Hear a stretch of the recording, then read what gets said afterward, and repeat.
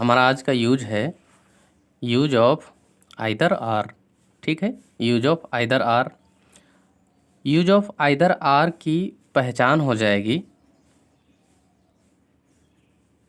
इसकी पहचान हो जाएगी या तो, ठीक है, या तो होगा, उसके बाद सब्जेक्ट होगा और फिर से आ जाएगा या तो, ठीक है, और उसके बाद फिर से यहाँ पर एक सब्जेक्ट होगा। और इसका जो एंडिंग पॉइंट है वो किसी भी टेंस का या फिर किसी भी यूज का हो सकता है। ठीक है,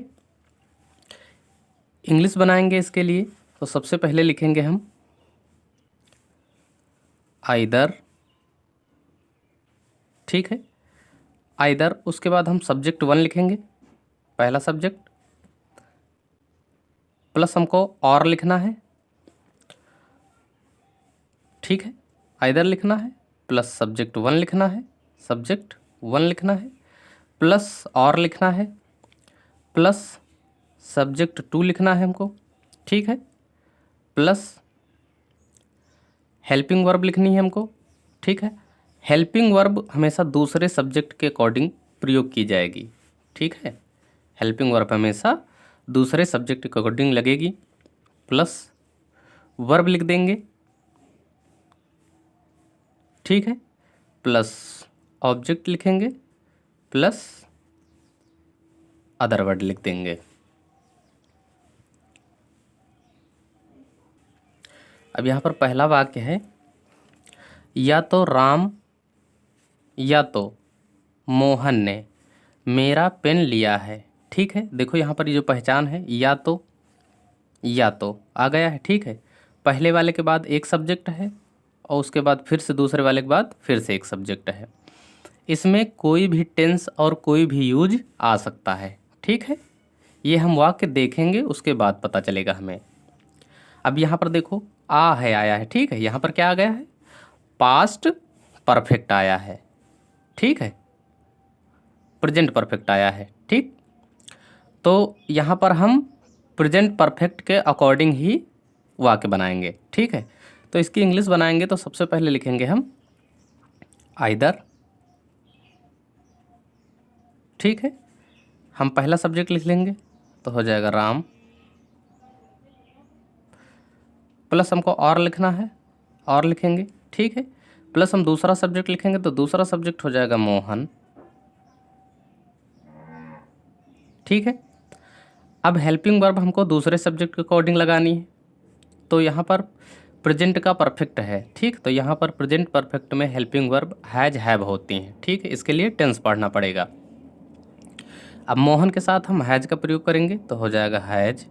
ठीक है, अब प्रेजेंट के परफेक्ट टेंस में वर्ब की थर्ड फॉर्म का प्रयोग करते हैं तो यहाँ पर क्या है, पेन लिया, तो लेना की इंग्लिश हो टेक और थर्ड फॉर्म हो जाएगी टेकन।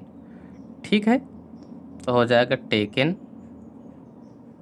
ऑब्जेक्ट यहाँ पर हो जाएगा मेरा पेन, तो इसकी इंग्लिश हो जाएगी माई पेन।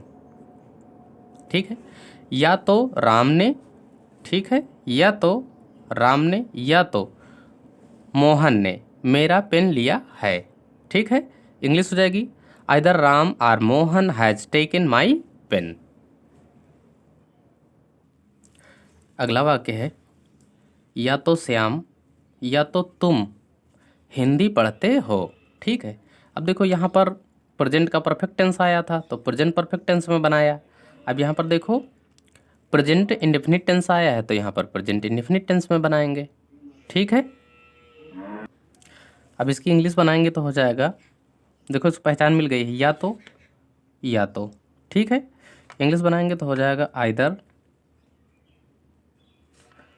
पहला सब्जेक्ट लिखेंगे तो हो जाएगा श्याम।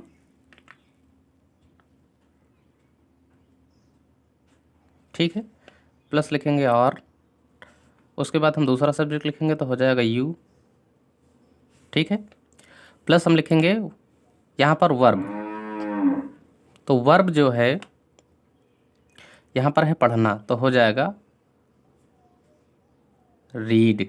ठीक है, और ऑब्जेक्ट हो जाएगा हिंदी।